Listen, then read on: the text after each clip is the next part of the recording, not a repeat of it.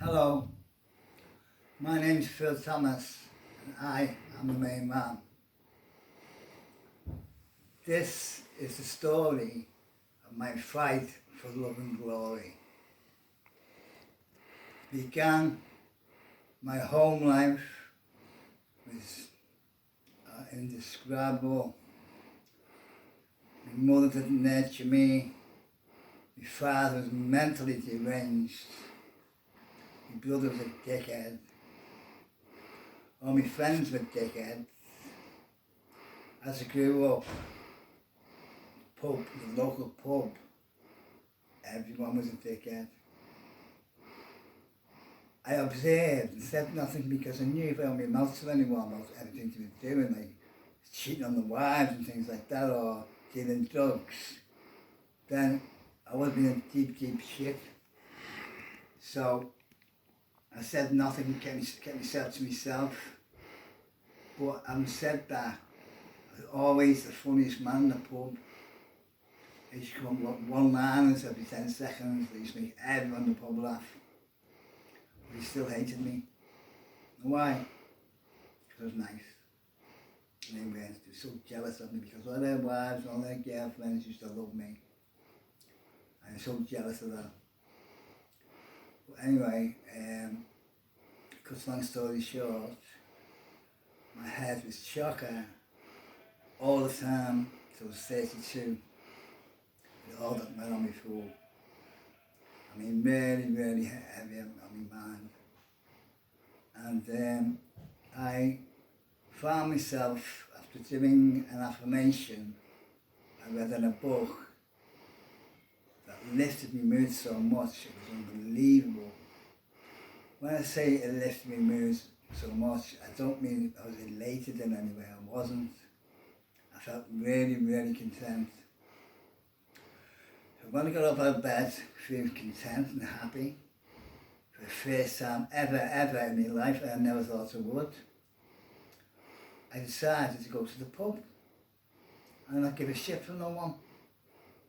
If you want to try and mess around me head again, all the time, like you usually did, used to all the time, I wasn't going to be bothered, and I wasn't. So when I sat in the pub on my own with my juice,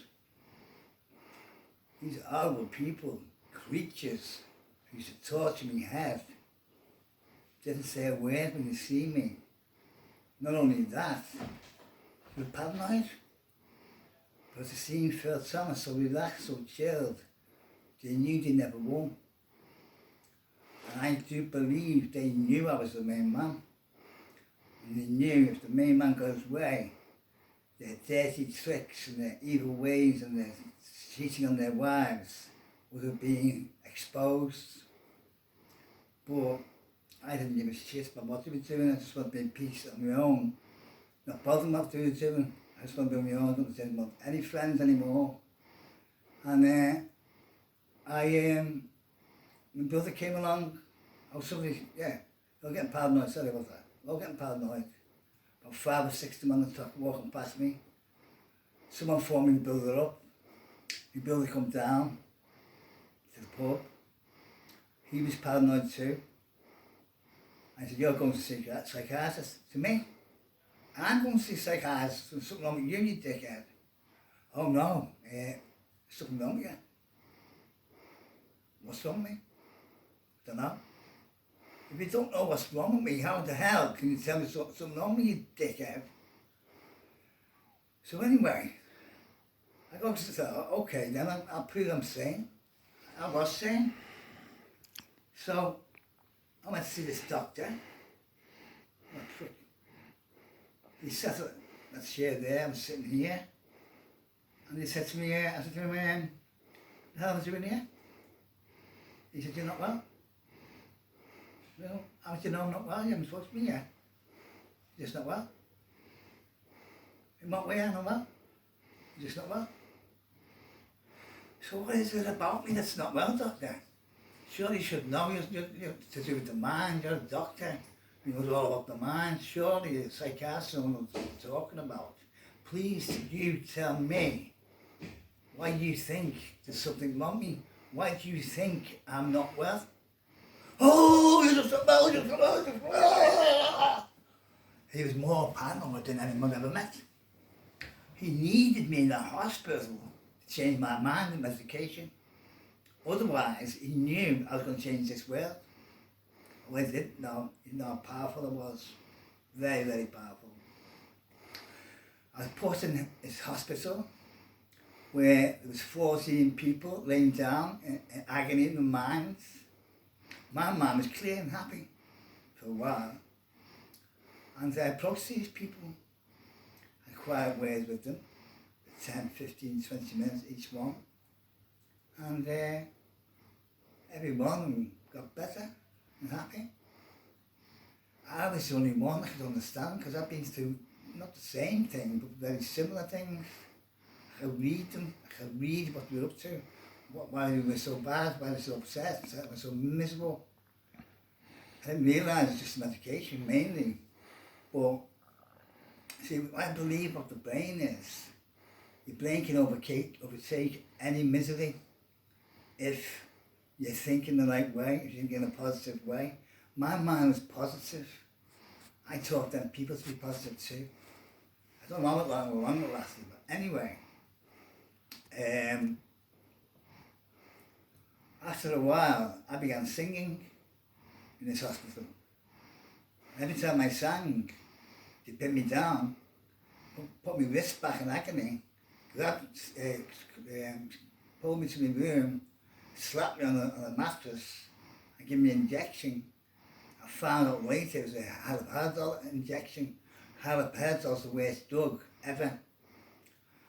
I got that 8 times a day for singing, 7, 8, maybe 9 times sometimes. But I didn't give up. I still carried on singing. I didn't care. And this went on for a long time until the medication and injections started playing on my mind. My head was on the table and I did 14 people when I first met them. My head was so severely done I couldn't think of myself at all. No thoughts. My head was blank. It was horrible. I realised then I was in deep, deep hell. I ended up in a bed for 3 months in hell. No family, no friends, nobody coming to see me. That was nice of them, wasn't it? How bad must I feel if I had no one care for me? And that's what gone to the early days when my mother didn't care for me. I can't say my dad didn't care for me because he did. But he didn't understand love and he was so mixed up. Now, after getting in hell, they told me as well to go home. Are you kidding me? My head is shocker.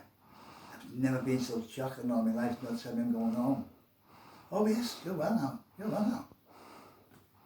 Are you joking? Okay, I go home. Went home to an empty house, no gas or electric on. No friends or family calling on me. As soon as I got home on the taxi, a lad who's the biggest dickhead you ever meet in Bootle, West from by the way, Bootle, Liverpool, don't go to Bootle, whatever you do. And this lad was down the road and I was getting on the taxi and he shouts to him, "All right, Phil, just back on this planet, are you?" I was, oh shit. Have I got this to put up with for the rest of my life in Bootle? I never considered moving from Liverpool to Bootle. When I did, I was worse again because I had no one at all. I was too scared to go to the pub on my own because I had no personality. Like originally, for 32 years before that, I thought I had no personality. I had a fantastic personality, but it was laying dormant in the back of my mind. And when it comes to the fore, it ended up that I had the most fantastic personality anyone's ever seen. So this happened 30 times, on 30 different occasions. I go to the hospital for the same thing as being happy. Every time I go happy, someone decided I should be going to get the police called out to me. And they took me straight to that lad and didn't put me in a cell. And then they put me in the hospital. It happened 30 times. And the same situation, when my wrist getting pinned back in agony for singing was happening over and over again for 30 times, for 30 years. Not 30 years, 25 years being in there 30 times. All that agony, I thought. I never considered suicide, but it was very, I did think about it, but no, I mustn't commit suicide with them bastards. I'll carry on, not believing I get anywhere in life at all. But guess what?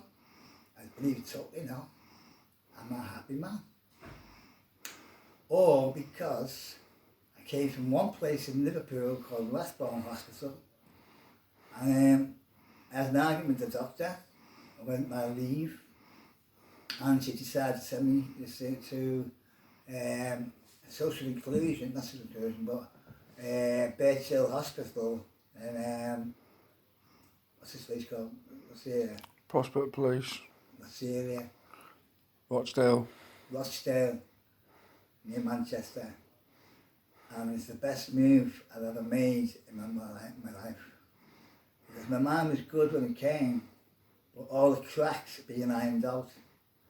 I'm now a perfect mind.